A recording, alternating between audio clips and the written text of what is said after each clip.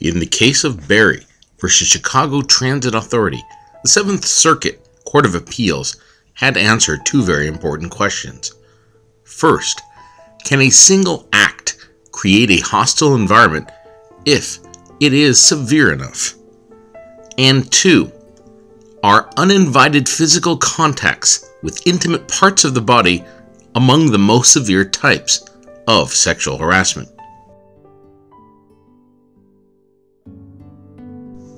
This case involves the plaintiff, Cynthia Berry, who is a carpenter for the Chicago Transit Authority, or CTA, and the defense, the CTA, and their employee, Philip Carmichael, who is an electrician for the CTA.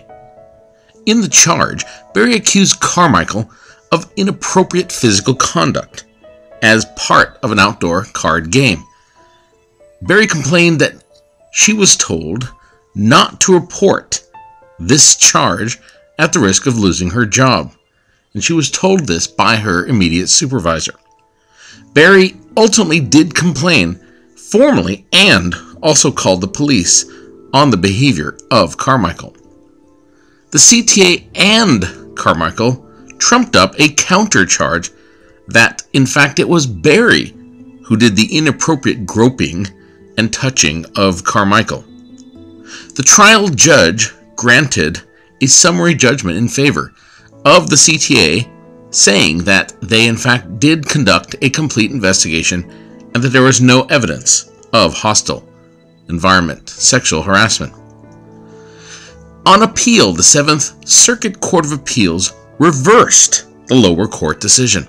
They ruled that a single act can create a hostile environment if it is severe enough.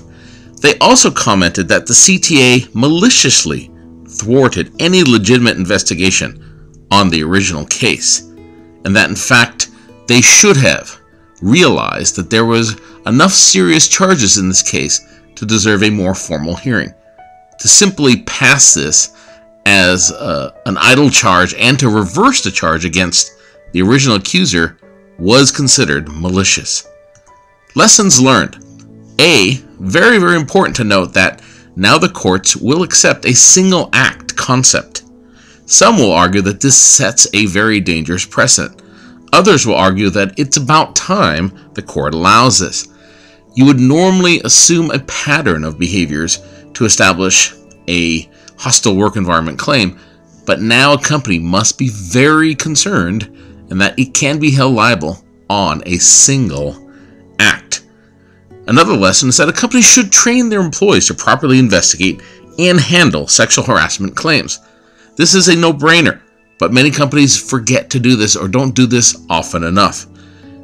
Sexual harassment complaints are complex, but there's very, very good training for this purpose. Finally, a company should consistently follow their company policy. In this case, the company did not follow their company policy, and it was noted in the Seventh Circuit Court write-up.